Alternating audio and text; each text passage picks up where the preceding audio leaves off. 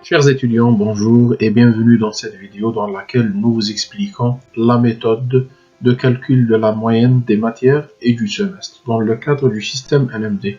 Cette explication est valable pour les 3 premières années du cycle de licence. Une unité d'enseignement est une unité qui regroupe un ou plusieurs matières. Une unité d'enseignement fondamentale regroupe les matières d'enseignement de base nécessaires à la poursuite des études de la filière. Autrement dit, c'est les matières essentielles. Une unité d'enseignement découverte, elle regroupe les matières d'enseignement qui permettent d'élargir l'horizon des connaissances de l'étudiant et de lui ouvrir d'autres perspectives en cas de réorientation. L'unité d'enseignement commun ou transversale, c'est une unité qui regroupe les matières d'enseignement telles que les langues étrangères et vivantes, l'informatique, l'IT, ce qu'on appelle les technologies de l'information et de la communication. Dans le système LMD, on attribue un crédit et un coefficient à chaque matière. Le crédit est une unité de mesure des enseignements acquis et la valeur en crédit d'une unité d'enseignement est déterminée par rapport à la valeur totale fixée à 30 crédits par semestre. Autrement dit, à la fin de chaque semestre, chaque étudiant doit avoir au moins 30 crédits pour passer. Voici maintenant comment on calcule la valeur en crédit d'une matière. Chaque matière enseignée à raison de 1h30 par semaine égale à une unité. Une unité égale à 2 crédits. Exemple, une matière qui est enseignée à raison de 2 séances par semaine, soit 3 heures par semaine, égale à 2 unités. Donc 2 unités valent 4 crédits. Qu'est-ce qu'un coefficient? Un coefficient est un facteur constant, exprimé par un nombre qui le représente. La moyenne de la matière et de l'unité d'enseignement est multipliée par le coefficient qui leur est attribué. C'est-à-dire, la moyenne finale de la matière est toujours multipliée par le coefficient attribué à cette matière. Nous donnons comme exemple l'expression orale a comme coefficient 2. Donc la moyenne de l'oral à la fin du semestre est multipliée par 2. La valeur du coefficient.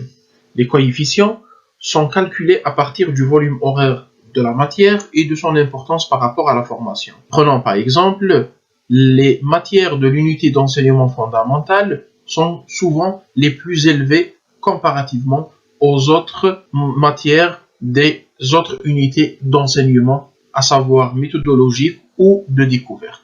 Socle commun du domaine des lettres et langues étrangères. Dans ce socle, nous trouverons toutes les informations et tous les détails relatifs aux matières enseignées dans le premier semestre du domaine des lettres et langues étrangères. Nous voyons ici qu'il y a 3 unités d'enseignement fondamentales, une méthodologique, une autre de découverte et la dernière transversale. Prenons l'exemple de la première unité d'enseignement fondamental, compréhension et expression écrite. Compréhension et expression orale sont les 2 matières de cette première unité d'enseignement fondamental. Pour la première matière, nous avons 6 crédits et 4 coefficients. Les 6 crédits sont calculés à la base de ces 4h30 enseignées par semaine, ce qui nous donne 3 unités et chaque unité contient 2 crédits. Cela nous donne au total 6 crédits. C'est la même chose pour la deuxième matière, pour la troisième, pour la quatrième et ainsi de suite. Et là, vous voyez si la matière est enseignée sous forme d'un cours ou d'un TD ou d'un TP. Dans les langues étrangères, nous n'avons pas vraiment de TP, sauf pour la phonétique dans certaines universités disposant d'un laboratoire de langue. Le total des crédits de chaque semestre est de 30 crédits, soit 60 crédits par année et 180 crédits durant tout le cursus de licence. Calcul de la moyenne d'une matière. Pour calculer la moyenne d'une matière, il faut se référer toujours au canevas précédent. Pourquoi? Pour voir la nature de chaque matière. Si la matière est enseignée sous forme d'un cours, la moyenne, c'est la note de l'épreuve de moyenne durée ou l'épreuve de cours. La deuxième catégorie, c'est la moyenne d'une matière qui n'est enseignée que sous forme d'un TD. Donc, la moyenne, c'est la note de TD. Pour les matières qui sont enseignées sous forme d'un cours plus un TD, dans ce cas-là, nous avons la note de TD plus la note de l'EMD divisé sur 2. Calcul de la moyenne de l'unité d'enseignement.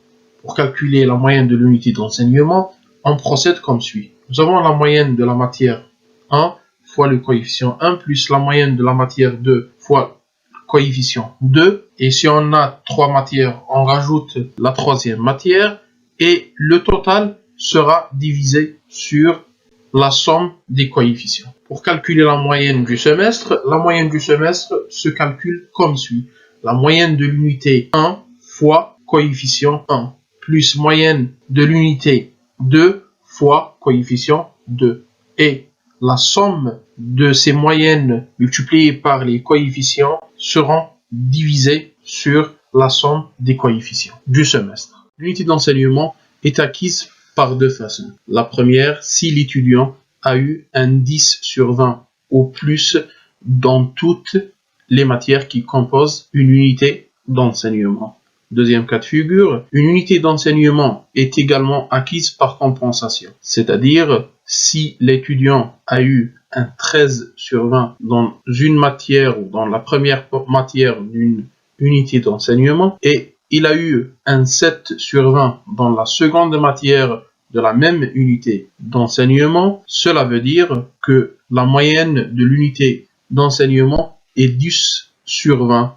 Cela veut dire aussi que la compensation a été faite entre les deux matières de la même unité d'enseignement. Le semestre, quant à lui, est acquis de deux façons. Si la moyenne générale est supérieure ou égale à 10 sur 20, ou par compensation entre les différentes unités d'enseignement composant le semestre pondérées par leurs coefficients respectifs. En cas d'échec à la première session, ou la session ordinaire, c'est-à-dire si l'étudiant n'a pas acquis le semestre ou n'a pas acquis une ou plusieurs unités d'enseignement, il passera inévitablement à la deuxième session qui est la session de rattrapage. Donc, l'étudiant doit se présenter à la deuxième session dans les unités non acquises. L'étudiant garde le bénéfice des matières de l'unité d'enseignement où il a obtenu une moyenne supérieure ou égale à 10 sur 20.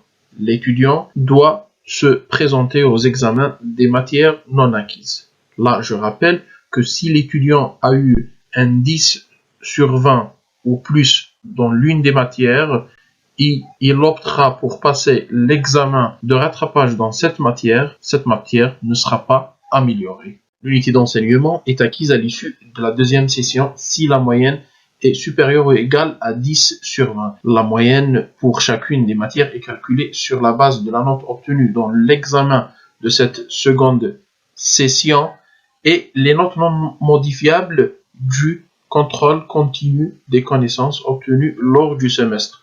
Autrement dit, les notes de TD restent non modifiables dans l'examen de rattrapage. Seules les notes des examens de cours qui peuvent être modifiés en fonction de la note obtenue dans cette seconde session. Grâce à ce tableau, nous allons essayer de faire une simulation de calcul de la moyenne d'un étudiant inscrit en première année licence de français ou licence d'anglais ou licence d'espagnol, l'essentiel dans une langue étrangère.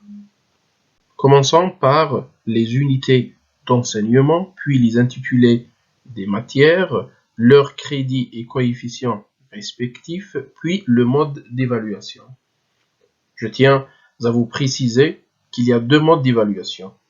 Un contrôle continu, c'est ce qu'on appelle communément la note de TD, et un examen sur table. Comme nous voyons ici sur le tableau, que la majorité des matières sont évaluées sur la base d'un contrôle continu et d'un examen sur table à raison de 50% pour chaque mode d'évaluation, sauf pour les techniques du travail universitaire où l'évaluation est portée intégralement sur le contrôle continu et pour ce qui est des sciences humaines et sociales, l'évaluation est basée uniquement sur l'examen sur table. Comme nous voyons ici, pour la première unité, nous avons calculé la moyenne de la matière sur la base de la somme de la note de TD et celle de l'examen sur table divisé sur 2, ce qui nous donne la moyenne arithmétique de la matière. Celle-ci est multipliée par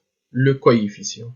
Nous remarquons ici que si la note arithmétique ou la moyenne arithmétique de la matière est supérieure ou égale à 10, nous pouvons dire que la matière est acquise et le nombre de crédits attribués à la matière est acquis.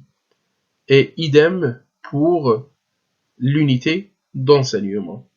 Pour ce qui est de la deuxième unité d'enseignement, nous voyons qu'il y a deux matières qui n'ont pas été acquises et par conséquent, l'unité n'a pas été acquise et le nombre de crédits n'a pas été cumulé. Par contre, dans la troisième unité d'enseignement, nous voyons que la moyenne qui était au-dessous de 10 pour la deuxième matière a été compensée par la première matière. La première matière a été acquise alors que la seconde n'a pas été acquise, mais elle a été compensée par la première et par conséquent, l'unité a été acquise et le nombre de crédits a été acquis. Nous pouvons dire ici qu'une matière peut compenser une autre matière à une seule condition, qu'elle soit dans la même unité d'enseignement. Pour ce qui est de la moyenne générale du semestre, c'est la moyenne arithmétique de toutes les moyennes des matières, divisée sur le nombre de coefficients. Nous voyons ici que l'étudiant a eu la moyenne de 10,80, mais il n'a pu cumuler que 24 crédits. Donc, il lui manque 6 crédits. Pour pouvoir se rattraper, il faut passer à l'examen de rattrapage. Nous arrivons à la fin de cette vidéo en espérant avoir répondu à toutes les questions que vous vous êtes posées sur le mode d'évaluation et sur la façon dont on calcule la moyenne du premier semestre. Au plaisir dans une nouvelle vidéo.